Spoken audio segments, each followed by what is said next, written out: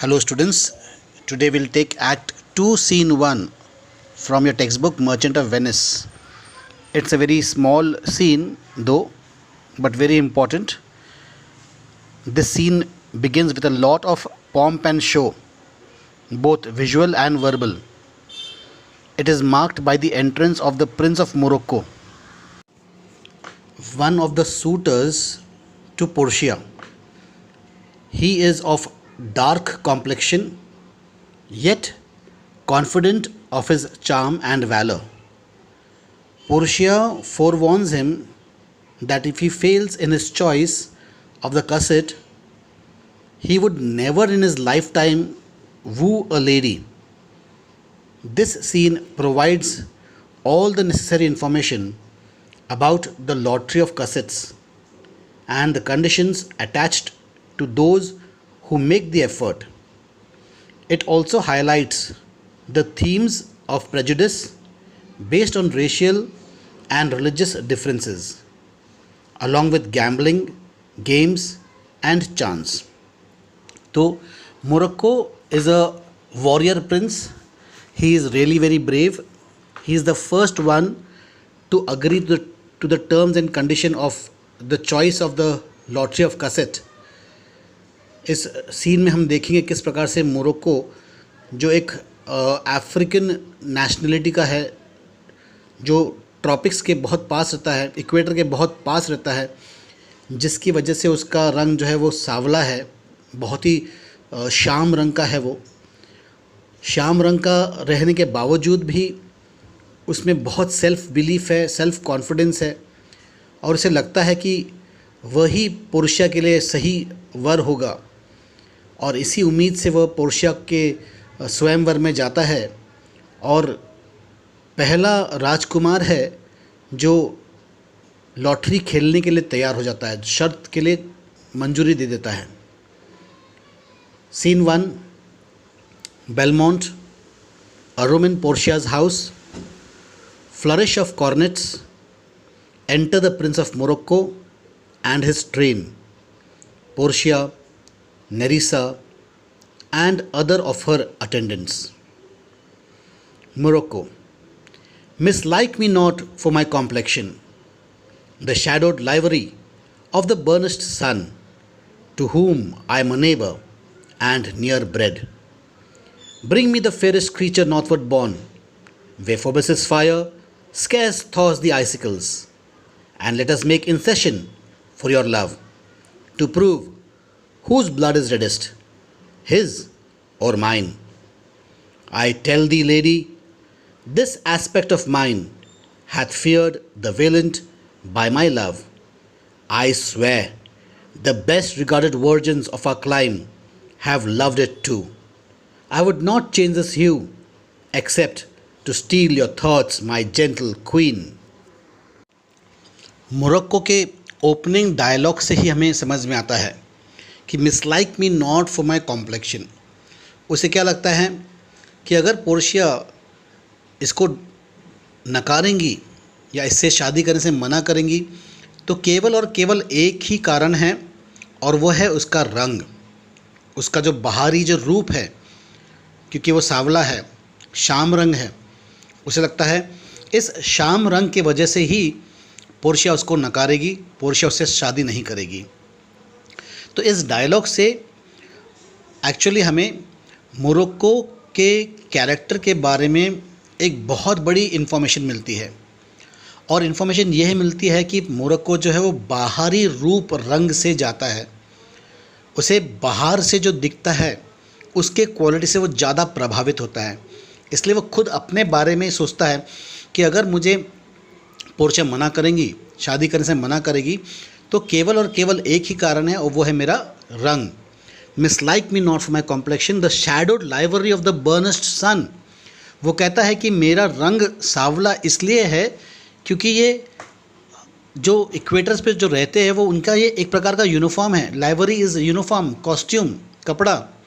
जितने भी लोग इक्वेटर पे रहते हैं उनका जो रंग है वो सांवला है, श्याम है, वो काले हैं, क्योंकि वह धूप से तपे हुए हैं। धूप का जो रोशनी जो पड़ती है वहाँ पर, धूप की जो गर्माहट जो वहाँ पड़ती है, उसकी वजह से कोई भी इंसान वहाँ पर रहेगा तो उसका रंग काला हो जाएगा, वह सांवला हो जाएगा। To whom I am a neighbour and near bred, मतलब कि मैं सूरज के बहुत करीब रहता हूँ और सूरज की तरह ही जो सूरज में जो क्वालिटीज़ है वही क्वालिटीज़ मुझ में भी है। सूरज जो शक्तिशाली है उसी प्रकार का शक्तिशाली मैं भी हूँ। मोरक्को आगे कहता है कि bring me the fairest creature northward born, मतलब जो इक्वेटर से नॉर्थ में जो बॉर्न होते हैं जहाँ पर टेम्परेचर काफ़ी ठंडा होता है, आप जैसा इक्वेटर से जितना दूर जाओगे वहाँ का टेम्परेचर उतना कम होते जाएगा। तो कहता है bring me a fairest creature northward born where Phoebus's fire scarce thaws the icicles. Phoebus's मतलब सन, सूरज। तो ये कहता है कि मुझे आप एक गोरे से गोरा आदमी मेरे सामने लाके खड़ा कर दो, जहाँ पर ऐसे इलाके से जहाँ पर सूरज की रोशनी में इतनी भी शक्ति नहीं है कि वहाँ की जो बर्फ़ है, बर्फ़ के जो आइसिकल्स है, जो छोटे छोटे टुकड़े होते हैं बर्फ़ के, वह भी पिघला सके। वहाँ से कोई गोरे से गोरा इंसान को ला लो, मेरे सामने खड़ा कर दो। And let us make incision for your love. क्या कंपटीशन करना चाहता है कि अगर आप मेरे रंग रूप से जा रहे हो तो किसी भी गोरे इंसान को मेरे सामने खड़ा कर दो और हम अपनी नसें काटते हैं आपके लिए। हमारे हाथ के जो नस है हम उसको काटते हैं और हमारा खून हम बहाते हैं, ये देखने के लिए कि किसका खून ज़्यादा गाढ़ा है, मेरा या उस गोरे इंसान का। वो आगे कहता है, I tell the lady this aspect of mine hath feared the valiant, by my love I swear the best regarded virgins of a clime have loved it too. तो कहता है मेरी यही अदा, जो मुझ में ये अदा है, मेरा जो पर्सनालिटी है, मेरे पर्सनालिटी से मेरे बड़े बड़े दुश्मन मुझसे थर थर काँपते हैं, मुझसे घबरा जाते हैं। और मेरी इसी अदाओं से मेरे क्लैन में, मेरे आसपास के जो समाज में, वहाँ की जो सबसे सुंदर लड़कियाँ हैं मेरी इस अदा पर लट्टू है, मेरे दीवाने हैं। I would not change this hue except to steal your thoughts my gentle queen. वह कहता है, वो अपने रंग पे फ़ख्र करता है, अपने रंग पे घमंड करता है। वो कहता है कि मैं अपना रंग बदलना नहीं चाहूँगा, बस अगर आपको ये रंग पसंद नहीं है तो मैं आपके खातिर यह भी करने को तैयार हूँ। कैसा करेगा वो पता नहीं, लेकिन कहता है कि वह अपना रंग बदलने को तैयार है। अगर पोर्शिया उसके काले रंग से नाराज़ है, काले रंग से उसको पसंद नहीं करती है, तो मोरक्को, प्रिंस ऑफ मोरक्को यहाँ तक का करने को तैयार है कि वह अपने रंग को भी बदलने को तैयार है पोर्शिया को पाने के लिए। पोर्शिया का जवाब देखिए, पोर्शिया क्या जवाब देती है।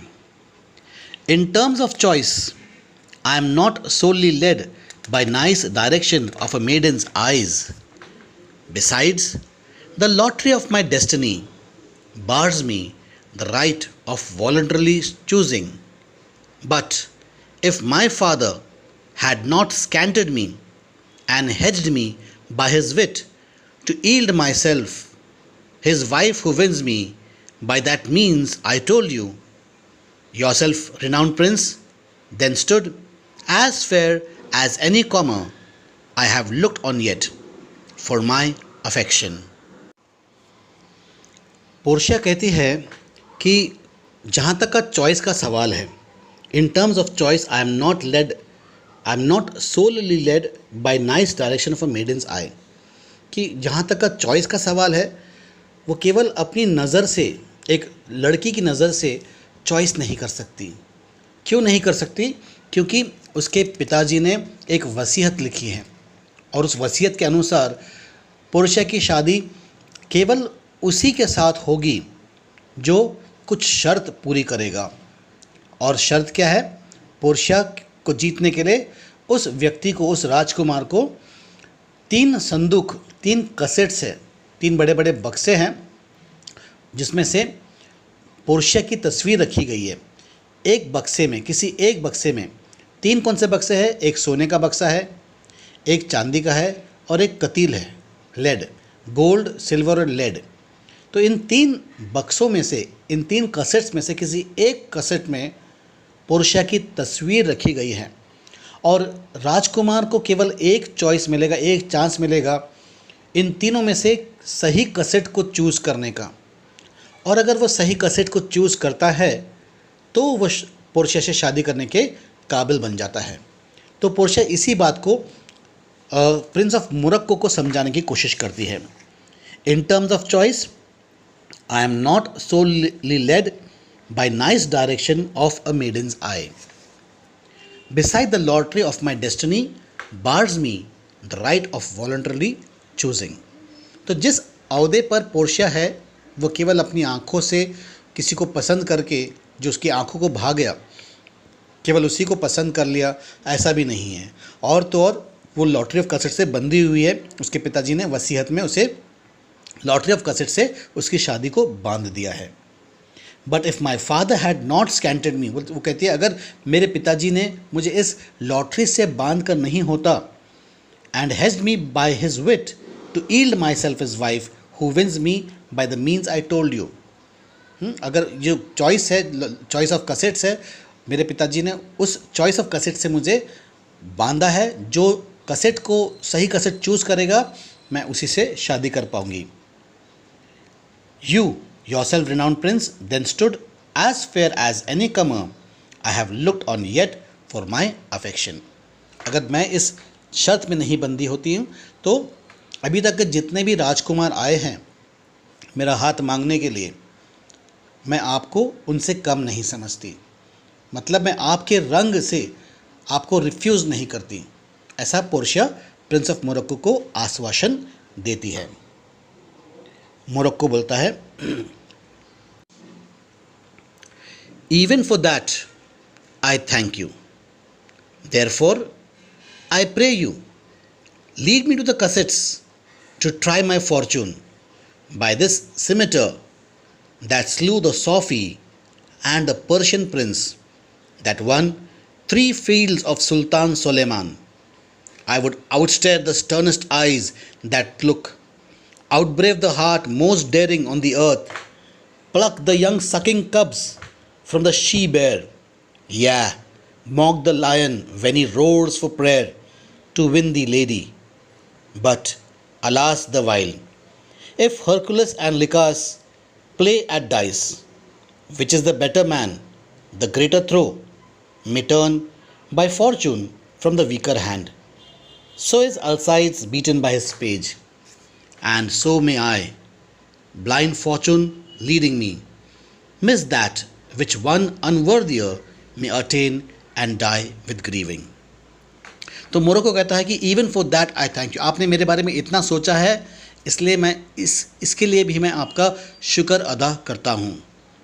इसलिए मैं आपसे कहता हूँ मुझे सीधा कैसेट के पास ले जाइए जहाँ पर वो तीनों कैसेट है और मैं अपनी किस्मत आजमाना चाहता हूँ। मैं अपनी इस तलवार की कसम खाता हूँ। प्रिंस ऑफ मोरक्को के पास में एक स्किमिटर है। स्किमिटर मतलब एक छोटी सी तलवार होती है, लगभग 12 इंच की तलवार है, यानी 1 फुट की तलवार है। और वो कहता है by the scimitar that slew the Sophy and the Persian prince. इस छोटी सी तलवार से उसने बड़े बड़े जंग जीते हैं, बड़े बड़े सुल्तानों को उसने हराया है। Slew the Sophy and the Persian prince that won 3 fields of Sultan Solyman. यानी सुल्तान सोलेमान को ऐसे जो राजकुमार ने जिसे सुल्तान को हराया है, सोलेमान को हराया है, उसे उसने अपनी छोटी तलवार से हराया है। सुल्तान सुलेमान के पास में जो सुलेमानी तलवार है, सुलेमानी तलवार के बारे में ये बताया जाता है कि वो कम से कम 6 इंच चौड़ी तलवार है, 6 से 10 इंच चौड़ी तलवार है और 12 से 15 फुट लंबी तलवार है। इमेजिन कीजिए 6 इंच चौड़ी 12 से 15 फुट लंबी तलवार कितनी भारी तलवार होती होगी। इस भारी तलवार को उठाकर लड़ने वाला जो योद्धा होगा वो कितना शक्तिशाली योद्धा होगा। एक वार में 2 टुकड़े तो हो जाना ही हैं। ऐसे सुल्तान को हराने वाले राजकुमार को, ऐसे सुल्तान को हराने वाले 3 बार हराने वाले एक राजकुमार को प्रिंस ऑफ मोरक्को ने हराया है, तो वो कहता है कि वो अपने इस छोटी सी तलवार की कसम खाकर कहता है, to try my fortune by this scimitar that slew the Sophy and the Persian prince that won 3 field of Sultan Solyman, I would outstare the sternest eye that look. किस किस प्रकार की कंपटीशन वो करने के लिए तैयार है। देखो, वो कहता है कि मैं अगर कोई मुझसे घुर के नज़र मिलाने को तैयार है। जब भी आप देखते होगे आसपास में जो हमारे जो बॉयज़ है, स्कूल के जो बॉयज़ है, वो जब लड़ाई करते हैं, उनके बीच में जब लड़ाई होती है, तो लड़ाई करने से पहले, हम गाली गलौज की बात नहीं कर रहे हैं, लड़ाई लड़ने से पहले दोनों जो बॉयज़ है जो लड़ना चाहते हैं, वो सीने से सीना मिलाते हैं, एक दूसरे को नज़र से नज़र मिलाते हैं। धक्का मुक्की करने से पहले वो आँखों से दुश्मन को डराने की कोशिश करते हैं। तो प्रिंस ऑफ मोरक्को कहता है कि अगर मुझे कोई आंखें दिखाएगा तो मैं कसम खाता हूँ कि मैं उससे भी ज़्यादा ख़तरनाक आंखें दिखा सकता हूँ। मेरी आंखें पहले नहीं झपकेंगी, केवल उसी की आंखें झपकेंगी पहले जो मेरा अपोनेंट है। I would outstare the sternest eyes that look, outbrave the heart most daring on the earth. वो कहता है कि मुझसे बहादुर इंसान इस धरती पर और कोई नहीं है। किसी भी बहादुर इंसान को ला लो, वो जो बहादुरी कारनामे करेगा, मैं उससे बढ़ चढ़ कर कारनामे कर दिखा सकता हूँ। तो मुझसे बहादुर इस दुनिया में और कोई नहीं है। Outbrave the heart most daring on the earth, pluck the young sucking cubs from the she bear. जो माँ भालू होती है, अपने बच्चों के बारे में वो बहुत बहुत प्रोटेक्टिव होती है। वो अपने बच्चे को हर किस्म के खतरे से सुरक्षित रखने की कोशिश करती है, और अगर कोई इसके आस पास आ गया तो माँ भालू उसकी खाल उधेड़ देती है, उसका भेजा चबा देती है, खोपड़ी फोड़ देती है अपने बड़े बड़े नाखूनों से और जबड़े से।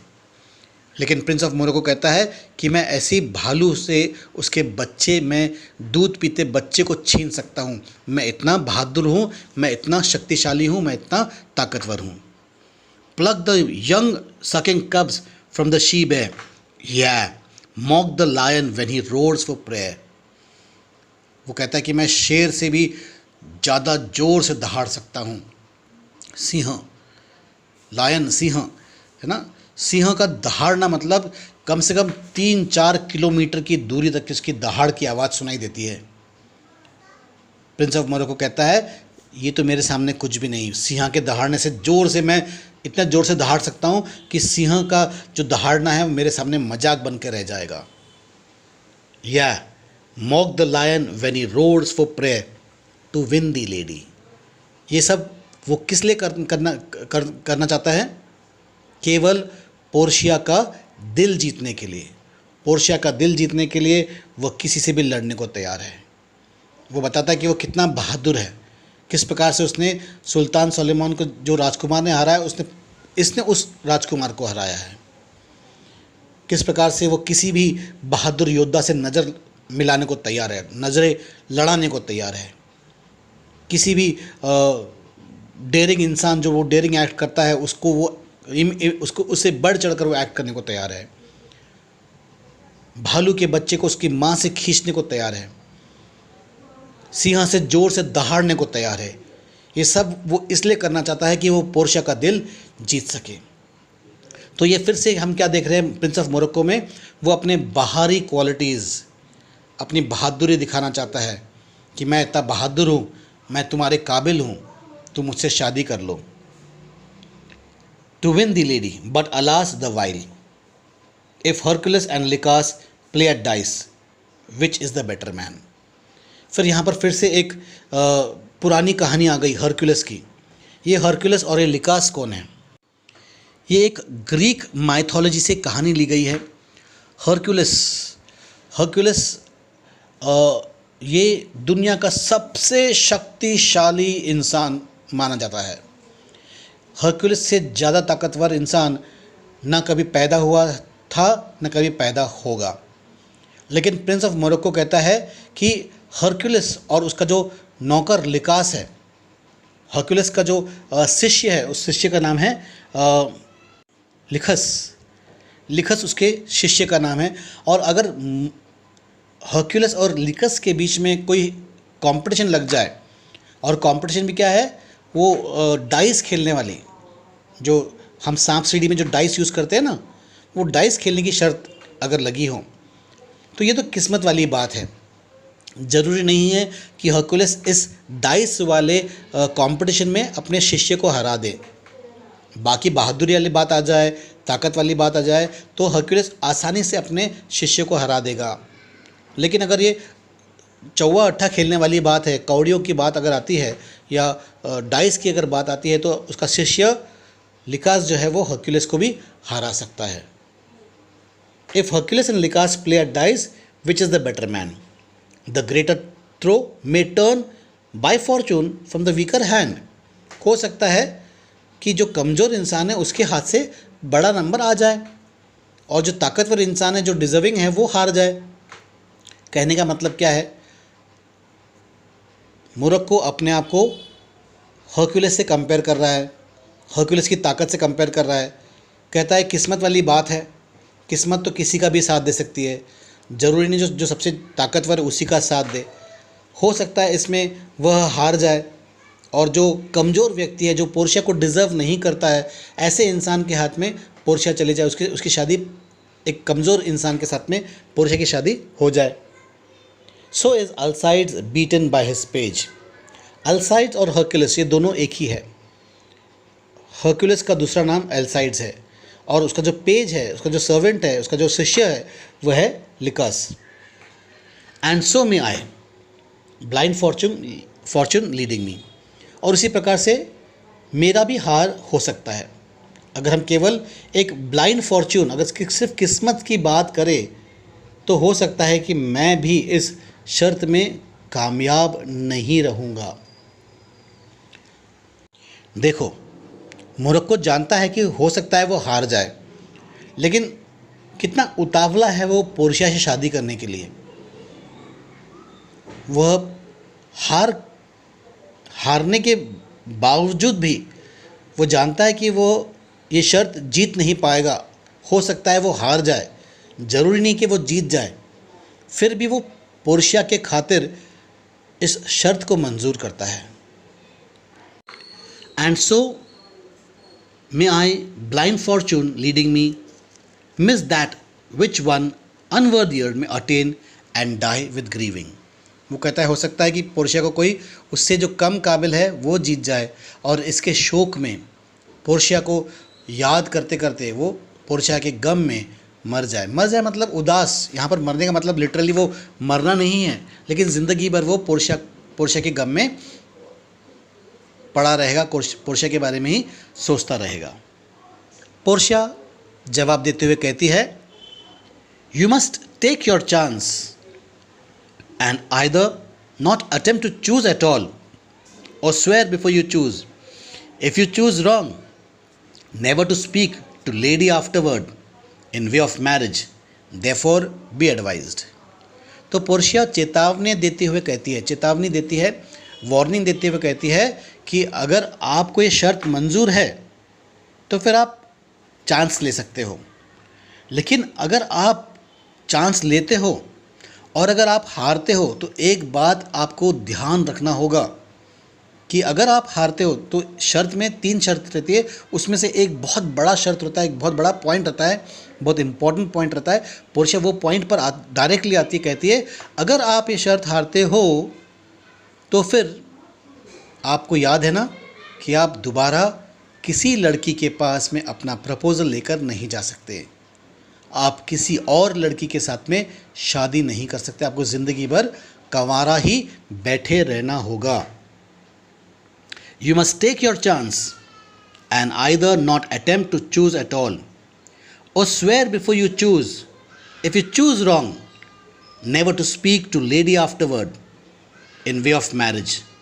Therefore be advised. मोरक्को कहता है, nor will not come bring me on to my chance. Morocco को ये शर्त मंजूर है, बहुत ही बहादुर है, जितना उसने अपने बहादुरी के बारे में बखान किया था, वह अपने बहादुरी बखान पर खरा उतरता है और कहता है कि मुझे सब शर्त मंजूर है और मैं ये कोशिश करने के लिए तैयार हूँ। मोरक्को से पहले जितने भी राजकुमार आए थे, आपको याद होगा एक्ट 1 सीन 2 में नरीसा और पोर्शिया के बीच में जो वार्तालाप हुई थी, जो बातें हो रही थी, उसमें नरीसा ने पोर्शिया को बताया था किस प्रकार से अलग अलग प्रांतों से, दूर और पास प्रांतों से जो राजकुमार आए थे, जब उन्होंने ये शर्त सुनी थी तो उनको ये शर्त मंजूर नहीं थी और वह बगैर प्रयत्न किए, बगैर कोशिश किए यहाँ से वापस चले गए। लेकिन मोरक्को उन लोगों में से नहीं है। मोरक्को एक बहादुर योद्धा है। आते बराबर वो अपनी बहादुरी के बारे में बयान करता है और अपने बयानबाजी पर वो खरा उतरता है, वो सही उतरता है, क्योंकि वह शर्त मानने को तैयार है। वह लॉटरी ऑफ कैसेट्स खेलने के लिए तैयार है। 3 लॉटरीज़ है, 3 कैसेट्स है। एक है गोल्ड का, एक है सिल्वर का और एक है लेड का। गोल्ड, सिल्वर और लेड, इन 3 कैसेट्स में से किसी एक कैसेट में पोर्शिया की तस्वीर छुपी हुई है। अगर वह गोल्ड कैसेट चूज़ करेगा या सिल्वर कैसेट चूज़ करेगा या लेड कैसेट चूज़ करेगा, उसमें अगर पोर्शिया की तस्वीर मिलती है, इसके पास केवल एक ही चॉइस है। वह केवल और केवल एक ही बार कोशिश कर सकता है। किसी को ये नहीं पता कि कौन से कैसेट में क्या है। पोर्शिया के अलावा और किसी को ये जानकारी नहीं है कि कौन से कैसेट में पोर्शिया की तस्वीर रखी हुई है। जब प्रिंस मोरक्को कैसेट खोलेगा तभी इनको भी पता लगेगा कि वाकई में प्रिंस मोरक्को ने सही कैसेट चूज़ किया है या गलत कैसेट चूज़ किया है। और अगर प्रिंस मोरक्को सही कैसेट चूज़ करता है तो पोर्शिया के ना चाहते हुए भी पोर्शिया को प्रिंस ऑफ मोरक्को के साथ में शादी करनी पड़ेगी। और अगर प्रिंस ऑफ मोरक्को पोर्शिया से शादी करता है तो पोर्शिया के अलावा पोर्शिया के नौकर चाकर, पोर्शिया की सारी जायदाद के ऊपर, सारी प्रॉपर्टी के ऊपर, पोर्शिया के महल, पोर्शिया की दौलत, सब कुछ के ऊपर प्रिंस मोरक्को का अधिकार हो जाएगा। वो यहाँ का राजा बन जाएगा, यहाँ का मालिक बन जाएगा। लेकिन अगर वो हारता है तो क्या होगा? क्या शर्त है? पहली शर्त तो ये है कि वह तुरंत यहाँ से वापस चला जाएगा। तुरंत यहाँ पर बिल्कुल वेट नहीं करेगा, बहसबाजी नहीं करेगा, मुजोरी नहीं करेगा, ये नहीं कहेगा कि ये तो बहुत ही अनफेयर हुआ है। उसे यहाँ से तुरंत वापस जाना होगा, पहला शर्त। दूसरा शर्त, जब वो यहाँ से वापस जाएगा वह किसी को ये नहीं बताएगा कि उसने कौन सा कैसेट चूज़ किया था। वह और उसके नौकर चाकर एक ऐसे प्रॉमिस में बंधे हुए होते हैं। हाँ, जैसा मैं कह रहा था कि लेकिन अगर वह गलत कैसेट चूज़ करता है तो पहला शर्त क्या था? वो तुरंत की तुरंत यहाँ से वापस चला जाएगा। वह दूसरा शर्त यह है, किसी को नहीं बताएगा कि उसने कौन सा कैसेट चूज़ किया था, उसमें उसको क्या मिला था। वह और उसके सारे के सारे नौकर चाकर एक प्रण से बंधे हुए हैं कि वह किसी को नहीं बताएंगे कि प्रिंस ऑफ मोरक्को ने कौन सा कैसेट चूज़ किया था। वैसा भी जब वो कैसेट चूज़ करने जाएगा, केवल वह, पोर्शिया और नरीसा उस सीन में, उस कमरे में रहेंगे। पर्दे के पीछे में ये तीनों कैसेट्स हैं। जब ये गलत कैसेट चूज़ करता है तो केवल पोर्शिया और नरीसा और प्रिंस ऑफ मोरक्को ही वहाँ पर रहेंगे। तो प्रिंस ऑफ मोरक्को किसी को नहीं बताएगा कि उसने कौन सा कैसेट चूज़ किया था। और तीसरा शर्त, जो सबसे कठिन शर्त है, वो शर्त ये है कि अगर प्रिंस ऑफ मोरक्को गलत कैसेट चूज़ करता है तो वह ज़िंदगी भर कंवारा रहेगा। वह किसी भी लड़की के पास में अपना प्रपोज़ल लेकर, शादी का प्रपोज़ल लेकर नहीं जाएगा। जब ये शर्त बाकी के राजकुमारों ने सुने थे तो वह यहाँ से चुपचाप से वापस चले गए। लेकिन प्रिंस ऑफ मोरक्को एक सच्चा योद्धा है, एक सच्चा बहादुर इंसान है। वह इस शर्त को मंजूर करता है और कहता है पोर्शिया से, nor will not come bring me unto my chance. Portia कहती है, first forward to the temple after dinner your hazard shall be made. Portia कहते हैं पहले हम टेम्पल में जाएंगे। टेम्पल मतलब एक छोटा सा चैपल होगा, एक छोटा सा चर्च होगा, जहाँ पर जाके प्रिंस ऑफ मोरक्को को कसम खानी होंगी भगवान के सामने, ऑल्टर के सामने, और उसके बाद में वह डिनर करेंगे, खाना खाएंगे, और खाना खाने के बाद में जो शर्त है, जो हज़ार्ड है, जो रिस्क है, हज़ार्ड मतलब रिस्क, वो हज़ार्ड लेने के लिए तैयार हो जाएंगे। मोरक्को कहता है, good fortune then to make me blessed o cursed among man. तो प्रिंस ऑफ मोरक्को अपने शर्त के लिए तैयार है। वो कहता है ठीक है, काश मेरे साथ में गुड फॉर्चून हो, अच्छी किस्मत मेरा साथ दे। किस्मत ने साथ दिया तो मैं बहुत खुश नसीब रहूँगा, मैं बड़ा ब्लेस्ड रहूँगा, मैं इसे अपना ब्लेसिंग मानूँगा। लेकिन अगर किस्मत ने मुझे साथ नहीं दिया, ये मेरी बदकिस्मती होगी और मैं अपने आप को एक श्रापित इंसान से कम नहीं समझूँगा। तो बहुत ही इंटरेस्टिंग सीन है ये सीन। एक्ट 2 सीन 1 का एक कनेक्शन है। यहाँ पर सीन ख़त्म नहीं होता, बीच में शेक्सपियर जो है एक्ट 2 सीन 2 में लैंसलॉट गोबो, ये जो कॉमेडियन है, उसको बीच में इंट्रोड्यूस करता है। लैंसलॉट गोबो का मेन काम क्या है यहाँ पर? एक मैसेंजर का काम है और दूसरा वो कॉमेडी क्रिएट करता है, क्योंकि मर्चेंट ऑफ वेनिस जो है ये एक रोमांटिक कॉमेडी प्ले है, तो थोड़ा कॉमेडी भी होना चाहिए करके एक कॉमेडियन को इसमें इंट्रोड्यूस किया गया है, लैंसलॉट गोबो। लेकिन प्रिंस ऑफ मोरक्को का फिर से एक बार एंट्री आती है और वो है एक्ट 2 सीन 7 में प्रिंस ऑफ मोरक्को का री एंट्री होता है। और मेरी कोशिश अक्सर यही होती है कि मैं एक्ट 2 सीन 1 और एक्ट 2 सीन 7 एक के बाद एक पढ़ा दूँ, ये समझने में काफ़ी आसान हो जाता है। तो अगले क्लास में हम एक्ट 2 सीन 7 करेंगे। एक्ट 2 सीन 2, 3, 4, 5, 6 को हम स्किप करके एक्ट 2 सीन 7 पे जाएंगे और सीन 7 ख़त्म करने के बाद हम एक्ट 2 सीन 2 से वापस स्टार्ट करेंगे। उम्मीद करता हूँ कि आपको ये एक्ट 2 सीन 1 अच्छी तरह से समझ में आ गया होगा। बहुत ही बढ़िया सीन है ये।